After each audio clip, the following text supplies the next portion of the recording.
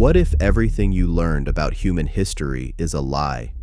Ancient Sumerian tablets, the oldest records on Earth, tell a story they never taught you in school. It's the story of the Anunnaki, beings who came from heaven to Earth.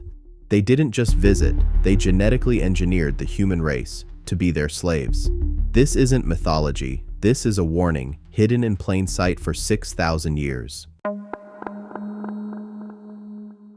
The Anunnaki, or those of royal blood, are considered as immortal gods who once inhabited our Earth during the ancient Sumerian times. The word Anunnaki means as those who Anu sent from heaven to Earth. During an excavation of the biblical city of Nineveh in 1845, a team led by Austin Henry Layard discovered the ruins of the ancient Assyrian library of Ashurbanipal. One of the most important discoveries made during the excavation were a series of cuneiform tablets called the Enuma Elish, or better known as the Seven Tablets of Creation. The Seven Tablets of Creation tell the story about a group of gods called the Anunnaki who came from the heaven to create the human race. The history tells that Sumerians in ancient Mesopotamia achieved over 100 firsts for human civilization. Advances in writing, agriculture, science, mathematics, medicine, astronomy, transportation, building, military, schools, and city planning all originated in Sumer. The Sumerians credit these achievements to the Anunnaki, giant winged gods, who are only found in ancient cuneiform texts. Could these gods be more than legend? Is it possible that civilization made sudden, huge advances in development 5,000 years ago as a result of the Anunnaki's presence on Earth? Could the human race have been jump-started or even genetically created by extraterrestrial beings in the remote past? Why did the Anunnaki come to Earth? The exact origin and homeland of Sumerians are unknown. It is believed they came for the east, but whether from the sea or highlands is not clear. Also, they don't belong to any of local groups because of very different language. So, there are several theories when it comes to Anunnaki. According to Zechariah, Sitchin advanced human-like extraterrestrial race, called Anunnaki in Sumerian myth, came from the distant planet Nibiru 450,000 years ago, searching for valuable minerals deposits on Earth. He claims these gods of the Anunnaki were the rank-and-file workers of the colonial expedition to Earth. They genetically engineered Homo sapiens becrossing extraterrestrial genes with those of the Homo erectus. William Henry, ancient astronaut theories and investigative mythologist, suggests that the Anunnaki seeded Noah and other biblical figures with star seed that gave them extra long lives. He also claims that the Anunnaki came through stargates, wormholes, while other conspiracy theorists suggest they arrived to Earth in giant spaceships. However, the Sumerian texts describing the Anunnaki are sparking a lot of different theories and also raising these questions. Have the Anunnaki left forever and would not coming back? Are they still here but staying out of the limelight? If Anunnaki return, would they be happy seeing what has happened since taking their sabbatical? Anunnaki, Mars connection. Ancient astronaut theorists suggest that the Anunnaki occupied both Mars and Earth, which could be one of the reasons why the Sumerian tablets carry so many myths about Mars. If Anunnaki actually did colonize Mars in the past, is there a possibility that we today may find evidence of structures on the red planet, such as pyramids, columns, statues, etc.? NASA's rovers have been exploring Mars, and some strange structure has been identified. While some say it is just our imagination, there are other structures and shapes which have no explanation whatsoever. Researchers have found many references in the cuneiform tablets that are believed to be the records of the mysterious Anunnaki. The researchers affirm that the tablets refer to Anunnaki history on Mars. The modern-day translation of the Sumerian and Babylonian origin myths, a cataclysmic event did take place on the Red Planet. According to the ancient Mesoamerican myths, a feathered serpent allegedly destroyed Mars. Another theory suggests that a comet or an asteroid crashed into Mars, and it turned into an isolated and inhabitable place. Some people believe the Anunnaki influenced nearly all ancient civilizations in the distant past. Others may propose different theories. However, if we look at ancient Hindu, Greek, Roman, Aztec, Egyptian, and Mayan texts, we will find that there are fascinating similarities between them all. In the distant past, supernatural beings descended to Earth from the heavens, and their interaction with existed human race resulted in offsprings that were so-called demigods who possess both human characteristics and divine powers. These similarities are not only limited to demigods and divine bloodlines. In many ancient stories, there is a repeating pattern. The heavens open, beings come down, knowledge is given, laws are established, temples are built, and then, after a great conflict, a great flood, or a great reset, the gods withdraw, leaving humanity to remember them in fragments, symbols, and broken myths. And this is exactly where the mystery becomes even more intense, because the question is not just, did someone come down, but also, why did almost everybody remember the same type of event, even if their continents were far apart? The Great Flood, a global memory or a controlled reset. One of the strongest connections between ancient cultures is the story of a catastrophic flood. The Sumerian tablets, later Babylonian versions, and even the biblical accounts all carry a flood narrative. For some researchers, this is simply a natural disaster remembered through generations. For others, it is something else, an intentional act, an engineered destruction, a cleansing operation. If we take the ancient astronaut view, it raises difficult questions. Did the Anunnaki restart humanity when their first experiment went wrong? Was the flood caused by nature or triggered by technology? Were certain bloodlines protected, seeded, and carried forward to rebuild civilization after destruction? This is where the idea of royal blood becomes important, because the phrase itself suggests hierarchy, selection, and control. Not everybody is equal in these myths. Some are chosen, some live longer, some rule, some are described as closer to the gods. So, when conspiracy theorists speak about hidden bloodlines and elite families, they are not inventing the concept out of thin air. They are taking it from the structure of the old stories. But whether those stories are literal history or symbolic myth is where the real debate begins. The Sumerian King List. Evidence of impossible reigns. Another piece often used in the Anunnaki discussion is the ancient tradition of kings ruling for extremely long time periods, reigns that stretch into tens of thousands of years. For mainstream historians, these numbers are symbolic, mythological, or based on a different counting system.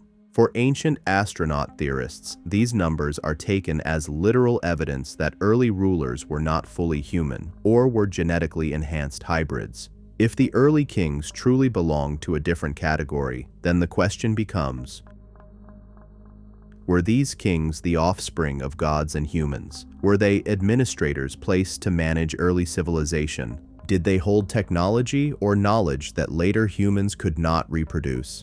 And if those kings existed, why did their line end? Did they die out? Did they leave? Or did they go underground, blending into humanity until the line could no longer be seen? Enlil, Enki, and the hidden civil war in heaven. Many people talk about the Anunnaki like it was one unified group with one mission, but the ancient stories often describe rivalries, conflicts, and competing agendas among the gods. In some versions, one faction wants humans created, another faction resists it. One faction wants humans destroyed, another faction protects them, so an even more disturbing theory forms. What if the Anunnaki were not good or evil, but divided, like any advanced society with politics, power struggles, and different goals? That would explain why ancient myths show contradictions. One god is a benefactor, teaching civilization and saving humanity. Another god is harsh, demanding obedience and punishment. It would also explain why so many cultures remember gods at war, wars in heaven, thunder weapons, flying chariots, and divine battles that shake the earth. And if such a civil war happened, it would not be surprising that humanity became the battlefield, the labor force, or even the experiment. The creation of man as genetic engineering. The most controversial point in the modern Anunnaki narrative is the claim that humans were genetically engineered. Critics say this is modern imagination projected onto ancient texts. Supporters say the language of mixing, molding, essence, and creating workers is too specific to ignore. If we look at the practical side, the theory usually goes like this. A non-human intelligent group arrives on Earth. They need labor, mining, building, agriculture, resource extraction. They find early hominids and decide to upgrade them. They create a hybrid species capable of learning, obeying, reproducing, and sustaining a workforce. They establish early cities, kings, priests, and systems to maintain control. Over time, they either leave, collapse, or withdraw. This also connects to why humans appear suddenly capable of complex civilization, because if the human mind was accelerated, then what we call the dawn of civilization might have been a technology transfer event, not a slow natural rise. But this again raises another uncomfortable question. If humans were engineered for labor, why do we also have creativity, art, music, love, spirituality, and rebellion? Were these accidental side effects, or were humans designed for more than just work? Stargates, sacred sites, and heaven-to-earth portals. The Stargate idea is popular because it answers a problem. Interstellar travel is difficult. Wormholes, portals, or gates would make more sense than thousands of years of physical travel. So, theorists ask, if gates existed, where would they be? They usually look to places where ancient people built the most intense structures, massive temples aligned to stars, pyramids and ziggurats, stone circles and megalithic sites, mountains considered holy, navel of the world locations described in myths. These sites often share unusual features, astronomical alignments, strange acoustics, magnetic anomalies, and myths about gods descending there. Skeptics argue that ancient people were simply brilliant engineers and astronomers, and built monuments for religious and social reasons. Ancient astronaut theorists answer, yes, but what if those reasons included real contact and real technology? And if a gate existed, it would not be left in the open. It would be guarded, hidden, and controlled. Which brings us back to one of the earlier questions. Are they still here, but staying out of the limelight? Mars. Again, the red planet as a warning story. The Mars connection is powerful because Mars looks like a dead world that once had conditions for water and maybe life.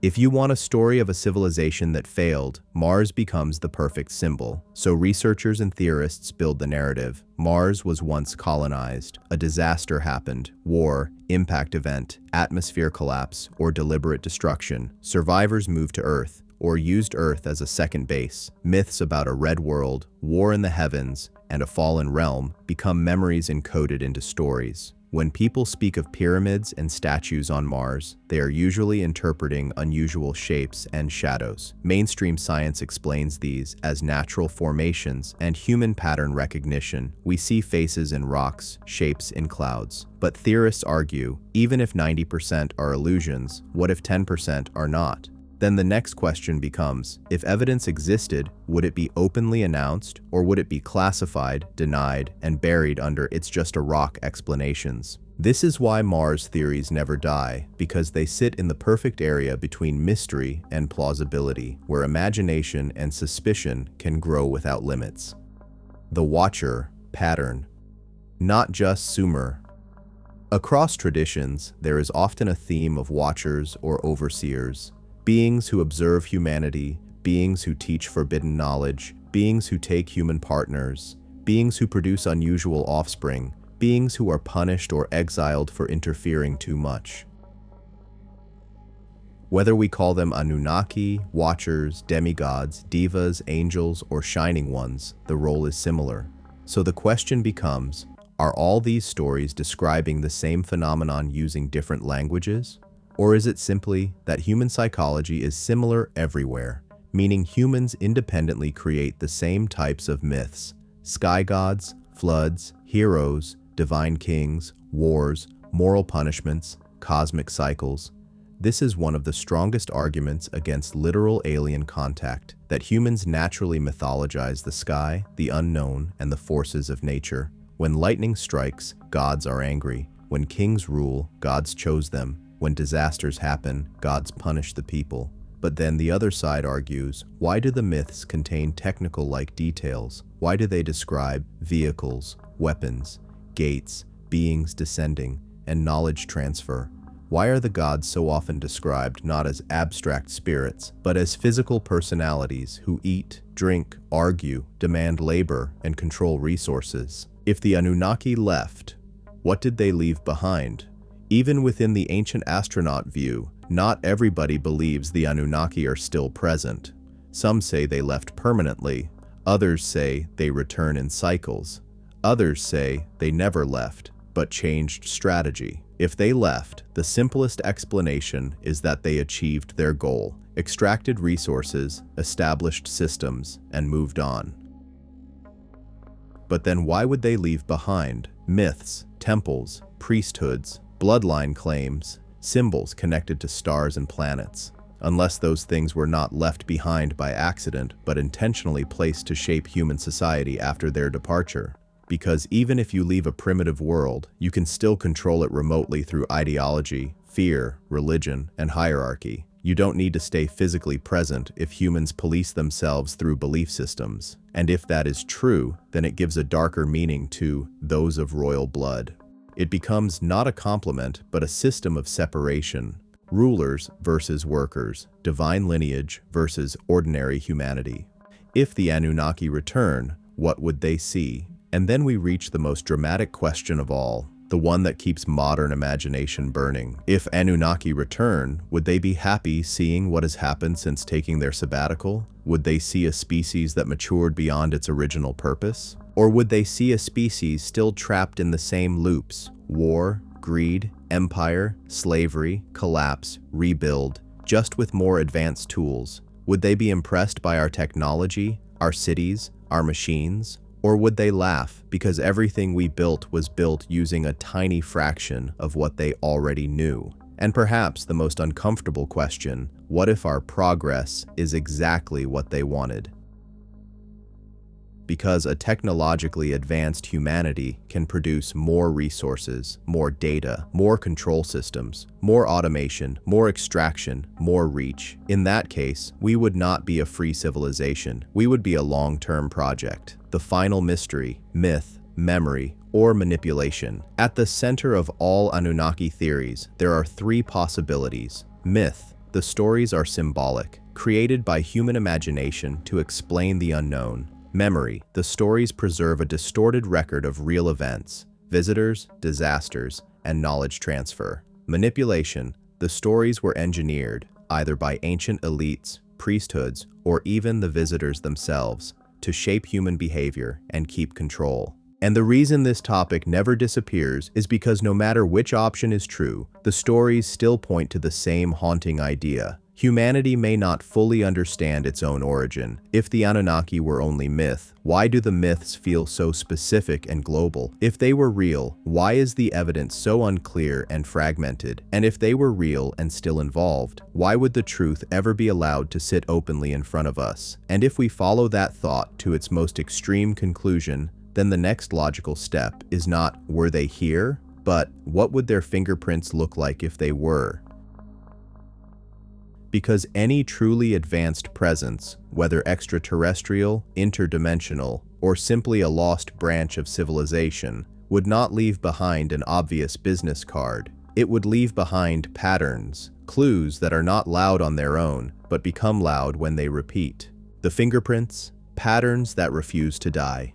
Across cultures, centuries, and continents, the same themes keep resurfacing. Beings from the sky, sacred knowledge delivered suddenly, a chosen bloodline, divine kingship, a catastrophic reset, monuments aligned to the heavens, a promise of return. And when these patterns repeat, the mind naturally asks, is this coincidence, shared psychology, or shared memory? The mainstream explanation is simple. Humans fear the sky, worship the sky, and explain the unknown with stories. That is fair, but the ancient astronaut viewpoint asks something different. Why do the gods in these stories behave less like spiritual metaphors and more like administrators, engineers, and rulers? Why are they obsessed with order, labor, tribute, and obedience? Why do they create humans, assign tasks, measure time, appoint kings, and punish rebellion? In other words, why do the gods sound like a system?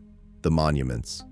temples as more than worship? Look at the ancient structures humanity built at the dawn of civilization, not small huts, not simple shrines, massive projects that required planning, mathematics, labor organization, logistics, and authority. If the Anunnaki narrative is true, then these monuments were not built merely to honor gods. They were built to interface with them. Ziggurats in Mesopotamia, for example, are often described as stairways between heaven and earth. That phrase can be poetic, but it can also be literal, depending on who is translating and who is imagining. Because if a god descended, where would they land? A random street or a controlled platform, elevated, guarded, and restricted to priests? And if the gods controlled access, then the priesthood becomes more than religious leadership. It becomes the gatekeeping class, the human middle management between ordinary people and something above.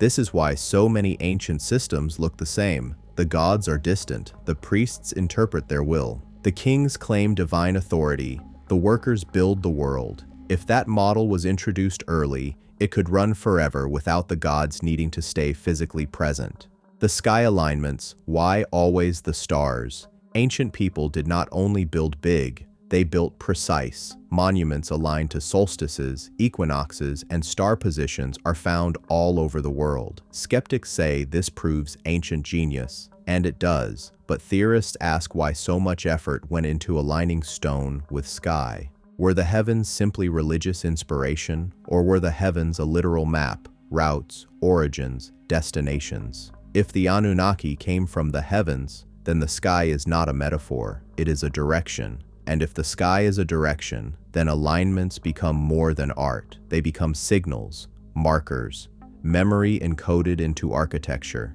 Even if you wipe out writing, burn libraries, and erase histories, the stones stay, the alignments stay, the sky stays.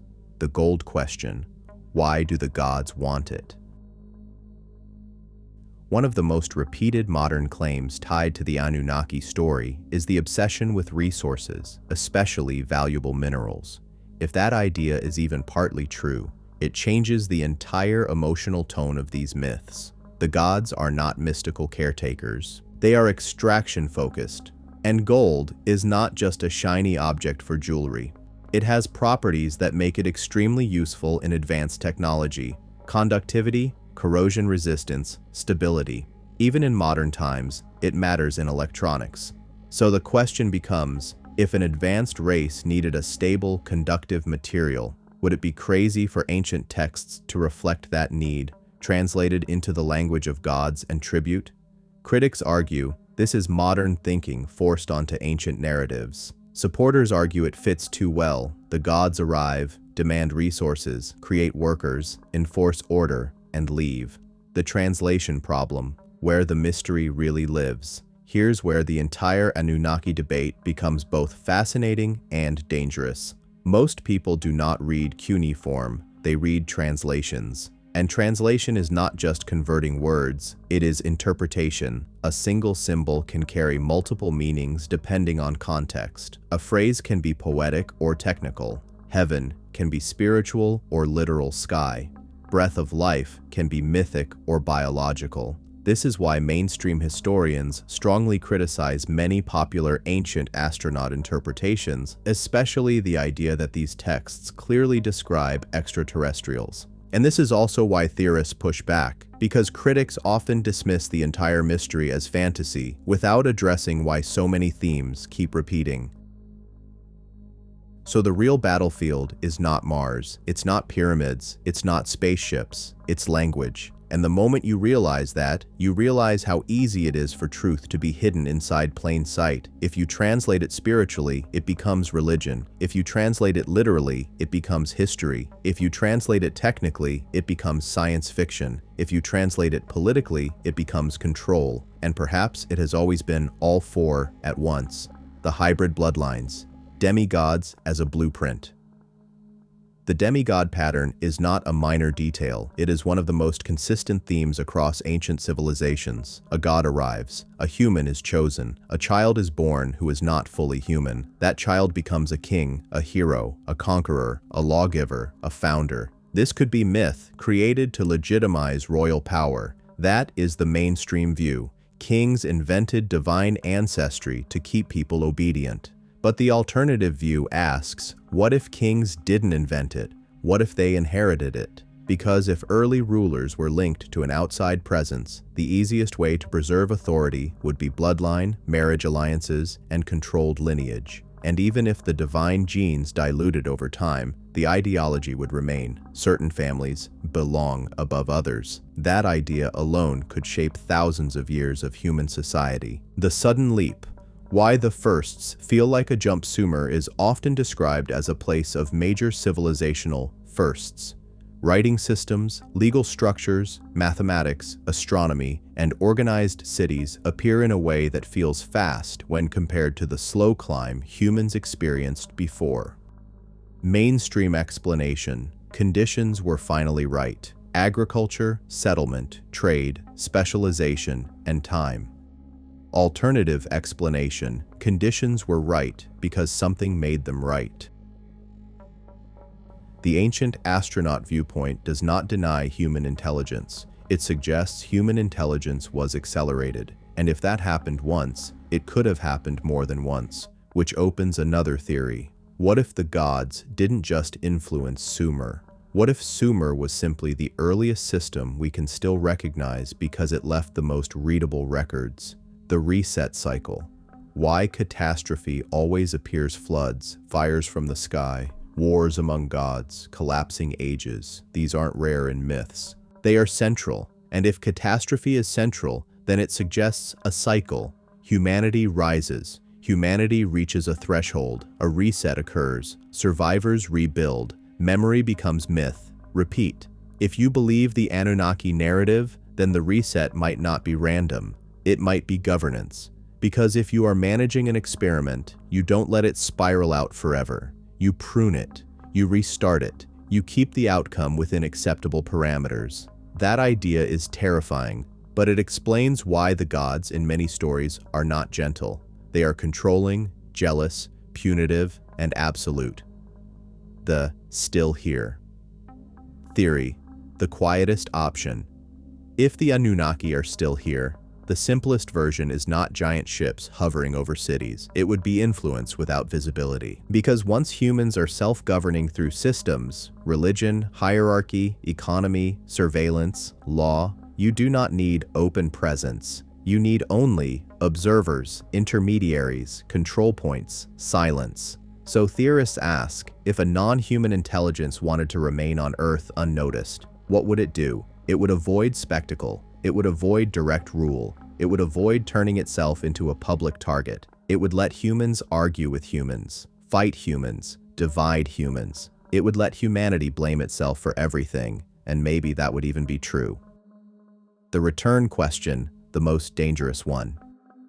The idea of return appears repeatedly in ancient narratives. The god will come back, the king will return, the sky beings will descend again. And if that is true, then return might not mean benevolent reunion. It might mean inspection, like a landlord returning to a property after a long absence. So we return again to those earlier questions, but sharper: have the Anunnaki left forever and would not coming back? Are they still here, but staying out of the limelight? If Anunnaki return, would they be happy seeing what has happened since taking their sabbatical? And if they are not happy, what does that mean? Because if humanity was created or guided for a purpose, labor, mining, civilization building, resource extraction, then our wars and chaos might be seen as inefficiency, a mess in the system. But if humanity evolved beyond that purpose, if we became something unpredictable, creative, rebellious, spiritual, irrational, then we might be seen not as workers, but as a problem. And that is where the story stops being entertaining and starts becoming unsettling. The last layer: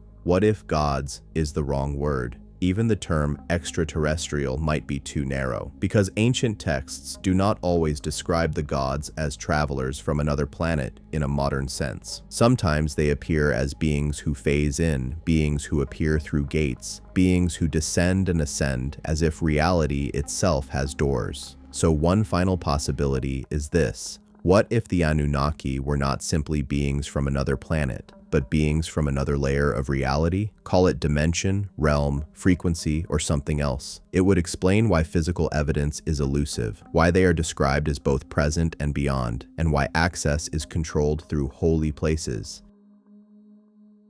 And if that is true, then Mars might not be the only connection. Nibiru might not be a planet in a normal orbit. Stargates might not be science fiction. They might be the closest language ancient people had for something far beyond their understanding. And that would mean the mystery was never meant to be solved easily, because the human mind struggles to describe what it has no reference for. If we take that idea seriously for even a moment, then the conversation shifts again, from proof in the modern sense to trace in the ancient sense, because ancient people did not leave behind laboratory reports. They left behind stories, symbols, lists of kings, temple inscriptions, star charts, sacred numbers, rituals, and warnings. And the more you read the old material through that lens, the more it starts to feel like humanity is standing at the edge of a room, trying to understand a meeting that happened inside without ever being allowed to enter. The sacred numbers. Why time itself looks engineered. One of the strangest recurring details in ancient traditions is how obsessed they are with measured time. Cycles, ages, reigns, calendars, turning points, and appointed eras. It is not just that ancient people track the sky, it is that they often describe time as something administered, as if history is not only happening but being scheduled. This shows up in the concept of ages in multiple cultures: golden ages, fallen ages, cycles of destruction and rebuilding. It also shows up in how kingship is framed, not as random leadership, but as a divine appointment. If the Anunnaki narrative is true, time would not be a human concept. It would be a control mechanism. Because if you can control the calendar, the festivals, the rituals, the harvest timings, the holy days, and the predicted catastrophes, then you control the psychology of civilization. Even today, time is power. Deadlines, schedules, pay cycles, interest cycles, tax years, political terms. A society that lives by a clock lives by a system, and systems can be managed. So an uncomfortable possibility emerges. What if the gods didn't just give technology? What if they gave structure so civilization could be controlled even after they were gone? The priesthood system, humans as interface devices. In almost every ancient civilization, you find the same structure. The gods are above. The priests interpret them, the king enforces them, the people obey them. If the gods were real beings, then priests were the human layer that kept access controlled. The public did not meet the gods directly, they met the temple. And this matters because it means something important. Even if contact with the Anunnaki happened, it would not have been democratic. It would have been centralized, and centralized contact is the perfect environment for distortion and manipulation. Because the moment a priesthood controls access to the divine, they control reality for everyone else. So when people ask, where is the evidence? Another question appears. What if the evidence was never meant for the public? What if it was always kept inside temples, archives, restricted rooms, and elite hands? The Library of Ashurbanipal becomes significant in this context, not because it proves aliens, but because it proves something simpler. Ancient powers collected, stored, and controlled information, and once you accept that, you understand why the past can feel like a locked safe. Not because the safe is empty, but because the safe was built to stay shut. Nibiru, planet, symbol, or misunderstood marker. The name Nibiru has become almost mythical in modern times. In many popular interpretations, it is treated as a hidden planet, a rogue world, a returning threat, or an origin point of visitors. But even among researchers, there is disagreement on what the term actually indicates in ancient texts. Some interpret it as a celestial crossing, a marker point, or a reference tied to specific astronomical observations. This creates a dangerous situation for truth. If a term can mean multiple things, it can be used to support any story, and that is exactly what happens. One side says Nibiru is literal, a real planet, and the origin of the Anunnaki. Another side says Nibiru is symbolic or technical, not a planet the way modern people imagine it. And then another side says none of this matters because what people call Nibiru is simply modern myth building. But regardless of which side you take, the emotional magnet remains. Something about the sky matters in these stories. Whether it is a planet, a crossing point, or a celestial event, the sky is not decoration. It is central. The technology motifs, when myth sounds like engineering. This is where the ancient astronaut argument becomes loudest. In many mythologies, gods possess objects and abilities that, when translated into modern terms, resemble technology. Weapons that strike with light and sound, vehicles that fly, doors that open between worlds, stones that speak, tablets that contain destinies, eyes that see everything, divine voices that command from the sky. A skeptic can say, this is poetic language. A theorist can say, this is ancient language describing advanced tools, and the truth might be more subtle. Even if the stories are symbolic, they often describe power in a very physical way. It is not always about invisible spirits. It is about force, control, destruction, construction, and systems, and that is why the gods in these stories feel different from modern religious abstractions. They are not only worshipped, they are obeyed. The creation story, why humans are designed like workers. The most persistent emotional detail in many origin myths is not wonder, it is function. Humans are often described as being made for a reason: to serve, to build, to farm, to carry burdens, to worship, to maintain temples, to keep the divine order running on Earth. Even if you strip away all extraterrestrial interpretation, that part stays. Humanity is framed as a workforce for something above it. This creates two competing readings. Mythic reading. This is a cultural justification for social hierarchy. Elites told the masses they were created to serve. Literal reading. This is an echo of an actual event. Humans were altered, guided, or managed to fulfill roles within a larger system. And if you accept either reading, you arrive at the same disturbing conclusion. Humanity has been shaped, either by gods or by those who claim to speak for gods. The missing evidence problem, why it always stays just out of reach. Every major alternative history theory runs into the same wall. Physical evidence is not direct enough. Texts are ambiguous. Interpretations vary. Sites are eroded, destroyed, or repurposed. Political and religious biases influence what is preserved. So the Anunnaki question becomes not a courtroom case, but a pattern recognition puzzle. And this is why debates never end, because skeptics demand a level of proof that ancient history rarely provides for anything, and believers treat the lack of proof as proof of suppression. So both sides can keep going forever. But there is a third position, quiet, frustrating, and often ignored. The past may contain real mysteries, but we cannot easily separate mystery from projection. Humans are extremely good at building narratives, especially when the narrative is dramatic. And the Anunnaki narrative is one of the most dramatic possible. It turns the origin of civilization into a cosmic event. The psychological layer, why these stories attract the modern mind. There is also a reason these ideas explode in modern times. Modern humans live in a world of rapid technology. We see genetic editing, artificial intelligence, space travel, satellites, and global surveillance. So when we look back at ancient myths, our minds naturally translate gods into astronauts and miracles into machines. This does not automatically mean the ancient stories are literal. It means modern people finally have metaphors that fit. In earlier eras, people explained power through gods. In modern times, power is explained through technology. So the question becomes, are we discovering a truth, or are we updating a myth? And maybe both can be true. A myth can contain memory. Memory can be distorted into myth. Myth can be reshaped by each era's imagination. The secret knowledge theme, the forbidden teaching motif. Another recurring element is forbidden knowledge.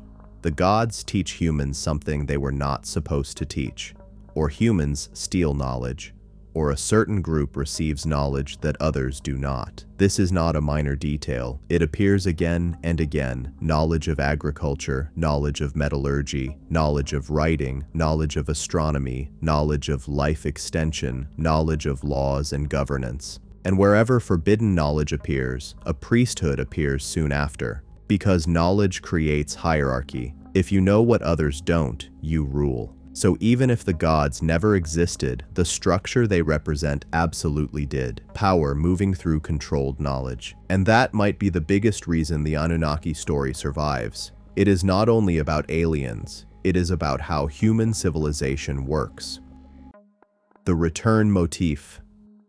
Again, the door that never fully closes. The idea of return refuses to leave, because if they came once, why wouldn't they come again? But return does not have to mean a visible landing. Return could mean subtle guidance, renewed contact through intermediaries, technological nudges, periodic resets, or the resurfacing of ancient knowledge at the exact moment civilization reaches certain thresholds. And if you look at modern history through that paranoid lens, you can make any story fit. Sudden jumps in science, strange political movements, unexplained leaps in technology, the obsessive modern drive towards space, the constant resurfacing of ancient symbols. Again, none of this proves anything, but it shows how easily the return motif can attach itself to modern events. Because once you believe humanity was influenced from above, you start seeing shadows everywhere. The most uncomfortable question: what if we're not the first humans? One final expansion of the Anunnaki narrative suggests something even bigger. What if modern humans are not the first advanced civilization on Earth? What if there were cycles before Sumer, eras erased, civilizations wiped clean and rebuilt again and again?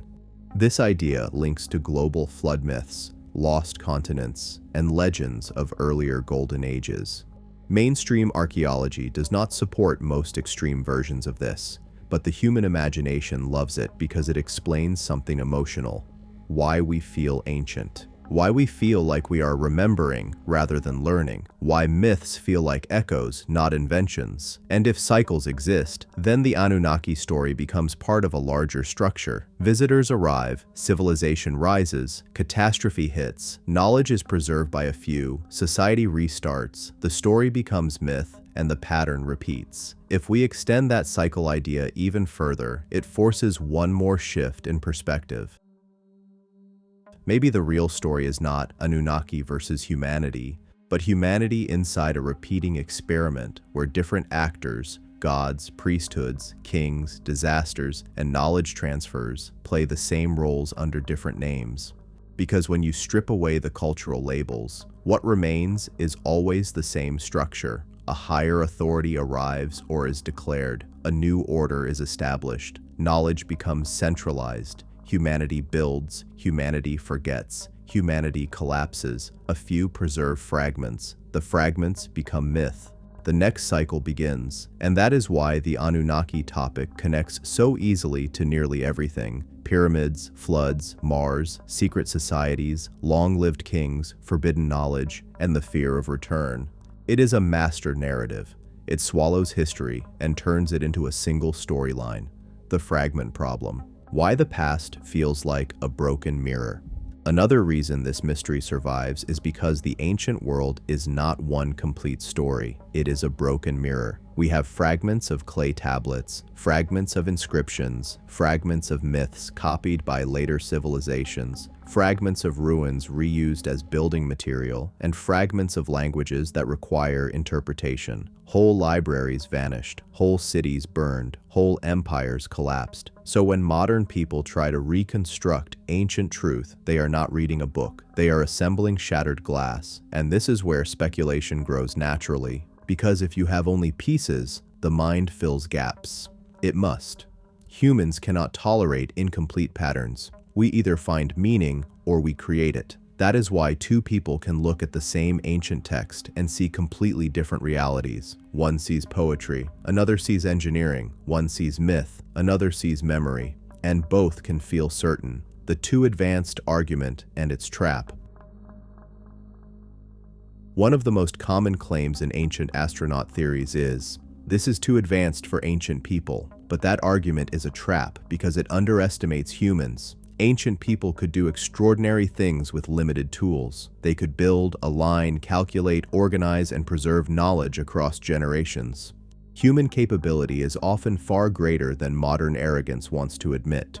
So the stronger version of the argument is not, "Ancient people couldn't do this," but, "Why did so many civilizations focus on the same symbols, the same sky alignments, the same divine bloodline claims, and the same catastrophe narratives?" That is a different question. It is not about ability. It is about obsession. Because it's not the existence of monuments that is strange. It is the obsession with the heavens, the return, and the divine order. The teaching motif. Why the gods are always instructors.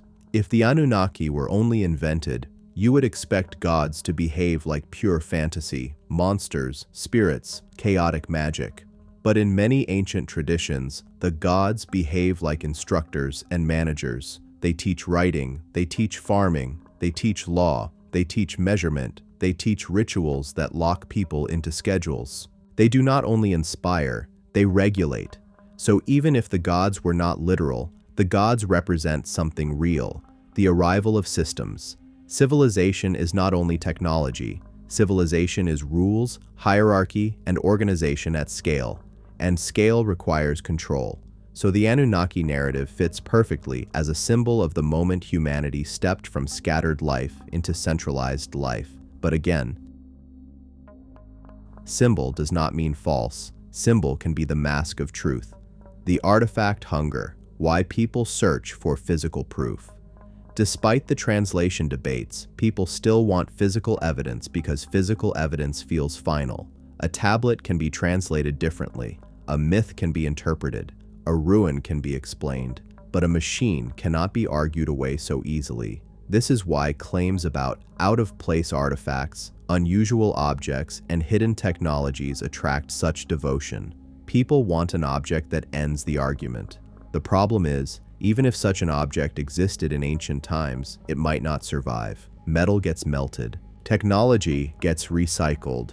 Strange items get buried, stolen, locked away, or destroyed. And if a powerful class found something that could shake social order, they would not announce it. So the believer's logic becomes, evidence would be rare, evidence would be controlled, evidence would be denied. Therefore, lack of evidence does not disprove anything. The skeptic's logic becomes, extraordinary claims need extraordinary evidence. Evidence is not solid enough. Therefore, the claim remains fantasy. Both logics are internally consistent, which is why the debate never ends.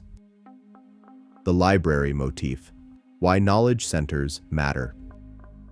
The library of Ashurbanipal is not important because it proves aliens. It is important because it proves something else. Ancient powers valued written knowledge enough to archive it, and once you accept that, you also accept the possibility that other archives existed, private ones, temple ones, elite ones, that did not survive or were never meant to be found. If the Anunnaki story contains any truth, it would be preserved where it always would be preserved, in controlled institutions, in priesthood hands, in restricted rooms, in sacred knowledge that the public never touched. This becomes even more interesting when you remember that many ancient cultures treated certain knowledge as dangerous, not simply sacred, but dangerous. Forbidden, restricted. Why would knowledge be forbidden unless it threatened the structure that relied on ignorance?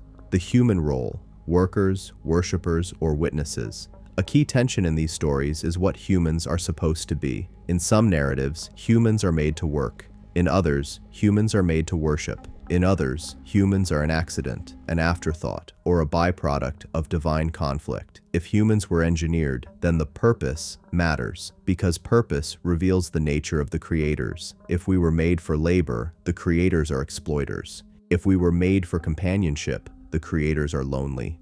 If we were made as an experiment, the creators are scientists. If we were made as soldiers, the creators are strategists. If we were made as worshippers, the creators are rulers of psychology. This is why modern Anunnaki theories often drift into darker territory, because the creator's motive determines whether the story is hopeful or horrifying, and the Sumerian tone, at least in popular retellings, often feels less like love and more like management. The memory and myth idea.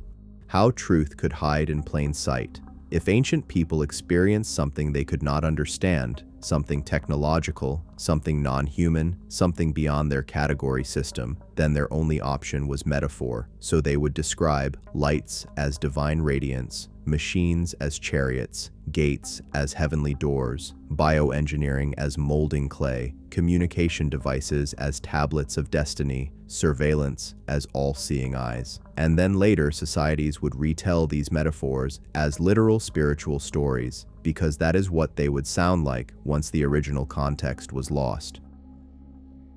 This creates a haunting possibility. Even if the entire story is distorted, it could still be pointing at something real. Not necessarily aliens in the popular sense, but something that entered human experience and left an imprint strong enough to survive as myth. The control hypothesis: if they were smart, they wouldn't rule openly. If an advanced group visited Earth, the smartest form of control would not be open domination. It would be indirect.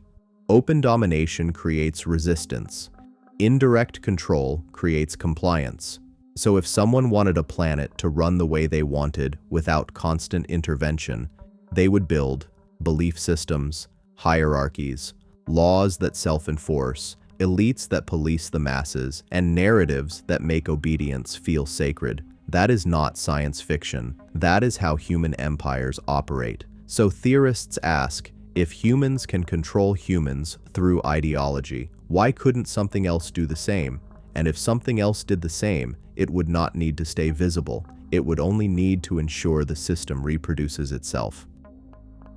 The return as a cycle, not an event. At this point, return does not even have to mean a literal landing. Return could mean the resurfacing of old knowledge at specific times, the reactivation of certain sites, the emergence of new priesthoods in modern form, the repetition of the same power structures in new clothes. In that sense, the Anunnaki could return without ever appearing, simply by ensuring humanity repeats the same pattern: build, obey, forget, collapse, rebuild.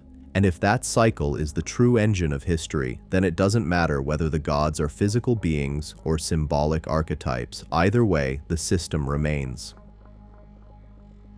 The final expansion of the question, what would ending the cycle look like? If civilization is caught in cycles, whether caused by nature, human behavior, or outside influence, then the most important question is not who did it, but how does a species break the pattern? Because a cycle ends only when one condition changes. Knowledge becomes shared rather than restricted. Systems become transparent rather than sacred. Power becomes accountable rather than divine. History becomes remembered rather than mythologized. And that is why the Anunnaki story is ultimately not only about the past. It is about the present. It is about whether humanity can ever fully own its origin story, whether that origin is natural evolution, guided development, genetic engineering, mythic memory, or some mixture of all of them. Because a species that does not understand its own origin is easy to steer, and a species that believes its rulers are divine, whether the rulers are kings, priesthoods, or modern elites, will always rebuild the same cage, even when it thinks it is building progress. If we keep pushing into that breaking the cycle question, then we are forced to examine one more uncomfortable layer: memory. What humanity remembers, what it forgets, and what it is trained to dismiss. Because the strongest prison is not a wall,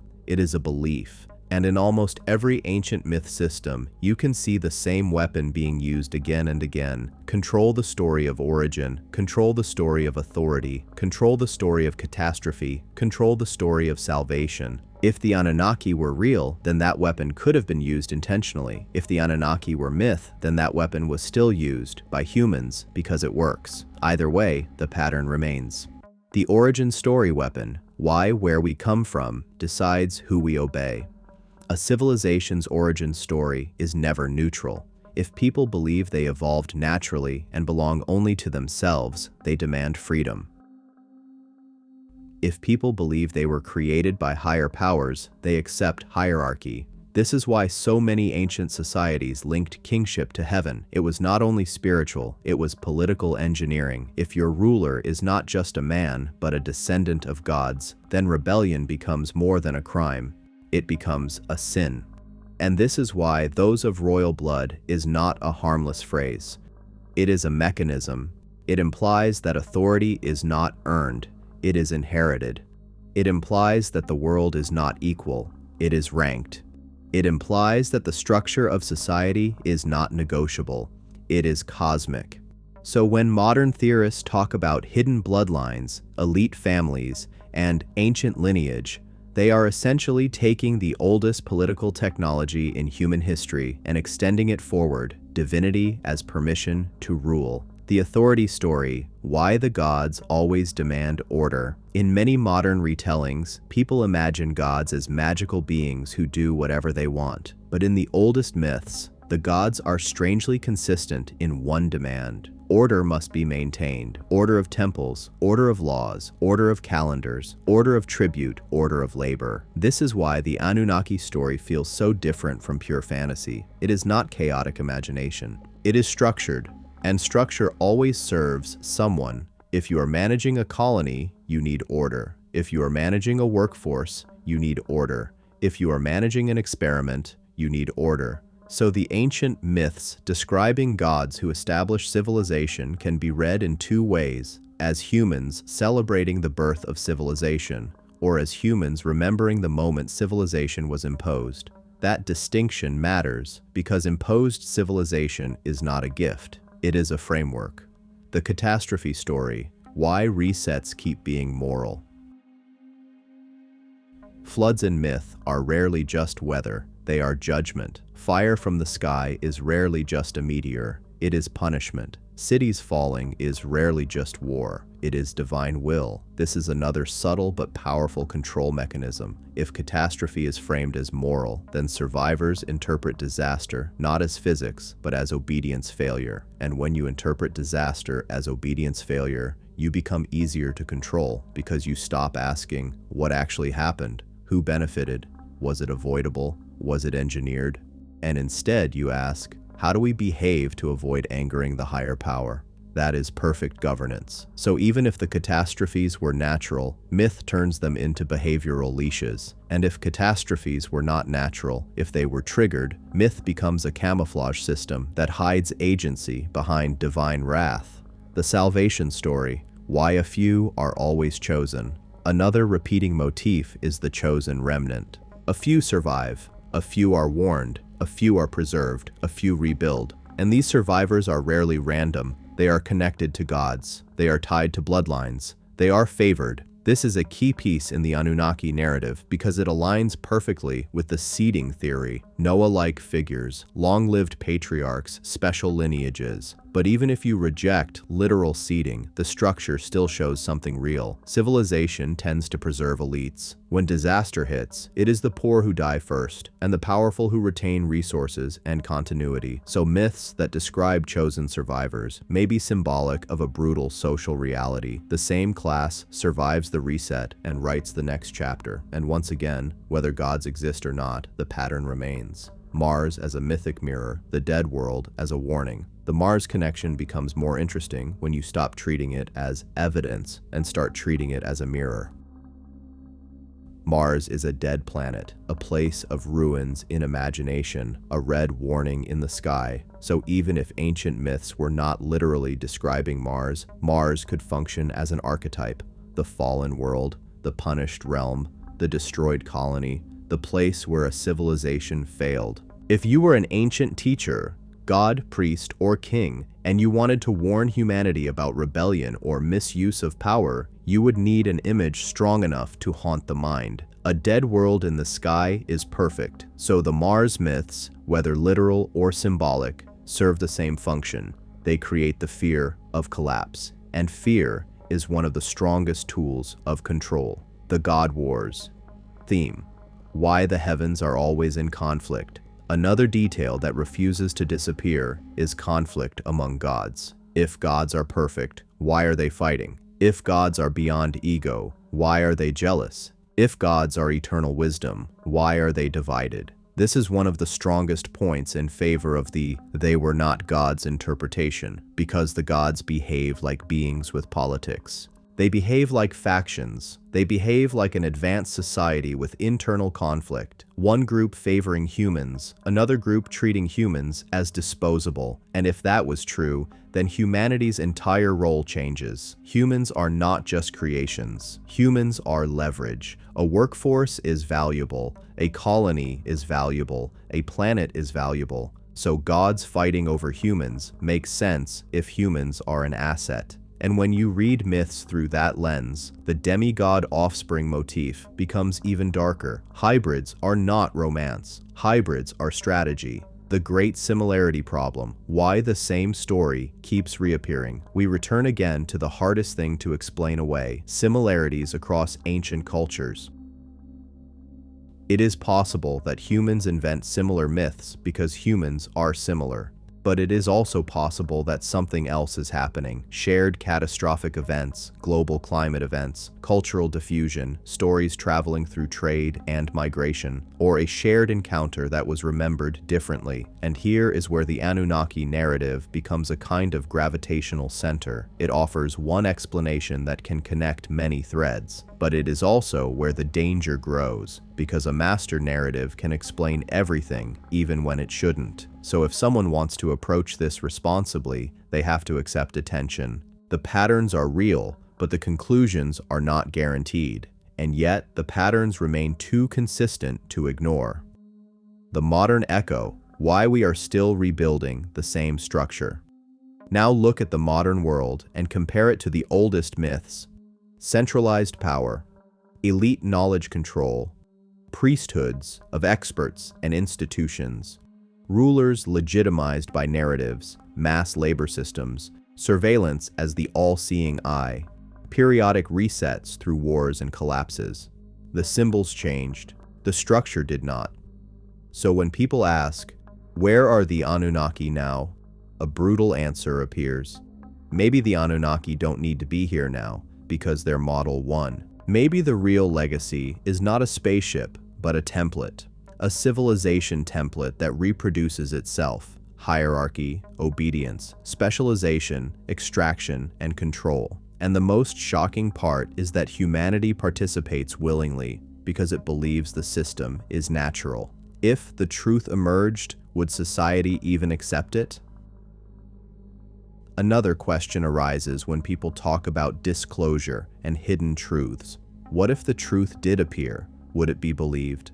If a tablet clearly described genetic engineering, many would call it metaphor. If a structure on Mars looked artificial, many would call it pareidolia. If an authority confirmed contact, many would call it propaganda, because modern society is trained in two opposite extremes. Some believe everything is a conspiracy, others believe nothing outside approved narratives is possible. So even if evidence appeared, it would be swallowed by the same machine that swallows everything: interpretation, politics, fear, and identity. And this may be the strangest idea of all. Perhaps the final defense mechanism is not secrecy, it is confusion. If you flood the world with too many stories, too many theories, too many arguments, then truth becomes just another opinion. The deepest question: what if humanity was meant to forget? At the center of the cycle, theory is forgetting. Civilizations collapse and forget. Languages disappear and forget. Libraries burn and forget. Generations grow and forget. But what if forgetting was not only natural? What if it was encouraged? Because forgetting is useful. A population that forgets its origin is easier to shape. A population that forgets past collapses, repeats them. A population that forgets who controlled it accepts new controllers. So whether the Anunnaki were real or not, forgetting serves power. And if an advanced presence ever wanted long-term influence, it would not need to erase everything. It would only need to ensure one thing: that humans never assemble the full picture at the same time. That is the simplest form of control: fragment the truth. The door that remains open, what continue really means. And maybe that is why this story keeps expanding, because every time you think you reach the end, you find another corridor, more myths, more similarities, more unanswered questions, more structures that look like systems, more evidence that can be interpreted either way. The Anunnaki narrative is not only a claim, it is a lens. And once you look through it, history stops feeling like a straight line and starts feeling like a repeating loop, one that humanity is still walking inside, still arguing inside, still building inside. And once you reach that point, once you realize the story behaves like a repeating structure, the next question becomes unavoidable. Where are the seams? Where do the ancient stories stitch into later religions? Where do Sumerian names change masks and reappear under different titles? Where do mythic motifs become history simply because a later empire adopted them as official truth? Because one of the strangest things about the ancient world is not that cultures differed, it is that cultures borrowed. Empires conquered, absorbed, renamed, and repackaged old gods into new pantheons. What was once a local deity became a universal one. What was once a city myth became a state religion. What was once a temple story became a holy law. So if there was any original encounter, any original event, its trail would not be clean. It would be rewritten again and again. The name mask effect, same role, different god. A powerful way to understand ancient mythology is to stop obsessing over names and start tracking roles. Because names change, but roles often stay the same. The Sky Father authority, the creator, engineer figure, the strict enforcer, the rebel teacher, the flood bringer, the flood survivor, the chosen bloodline. When you map roles instead of names, the similarities become sharper, and this is why people keep connecting Mesopotamian stories to later biblical narratives and those to other traditions. Not because it proves extraterrestrials, but because it proves something else. Human civilizations preserve their deepest stories by rewriting them. So, in the Anunnaki framework, you could imagine two possibilities. The gods were never literal, but the social template spread. The gods were once connected to something real, and the memory survived through rewrites. Either way, the seams matter. The Eden Echo, a garden as a laboratory.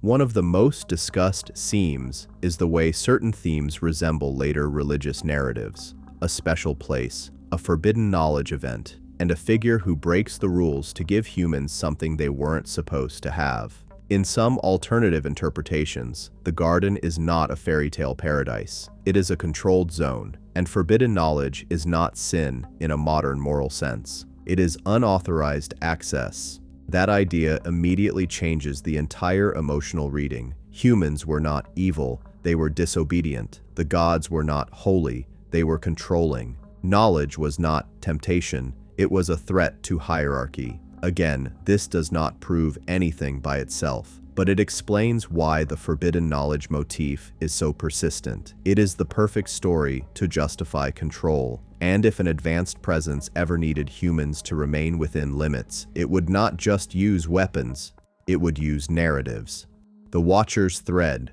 When myth describes overseers, the Watcher motif is another seam that keeps reappearing. Beings who observe, beings who teach, beings who interfere, and beings who produce hybrids.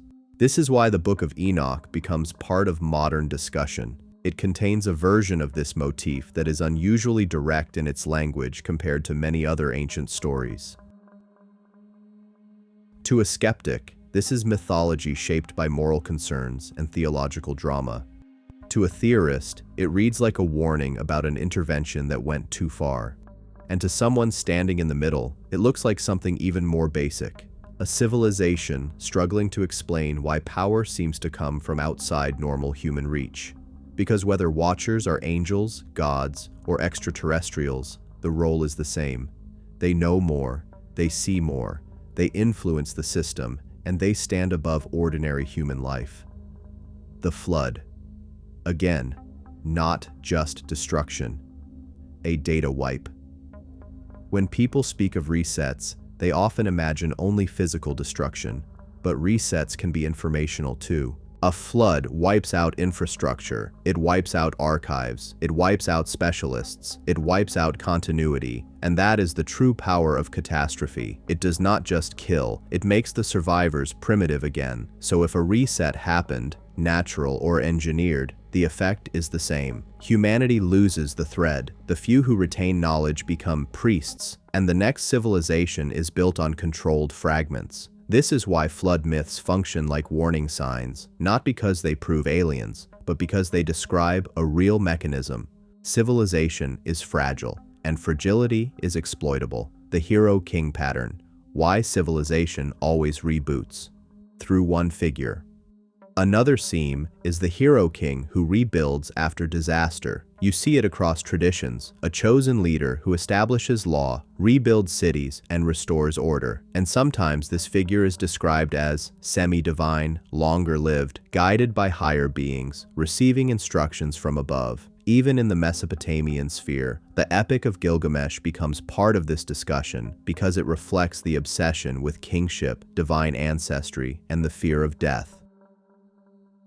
In the ancient astronaut lens, the hero-king pattern can be interpreted as the reinstallation of a manager after the reset, the stabilization of the workforce, the reactivation of the old template. In the mainstream lens, it is simpler. Societies legitimize authority by mythologizing founders. But both lenses land on the same truth. After chaos, people accept strong authority, and strong authority always claims a higher justification. The Mars motif reframed, a memory of failure. Earlier, Mars was presented as a possible colony and a destroyed world. But even if you remove the literal claim, the Mars motif remains useful because it can function as a memory container. A dead world in the sky becomes proof that worlds can die, proof that atmospheres can collapse, proof that life can vanish.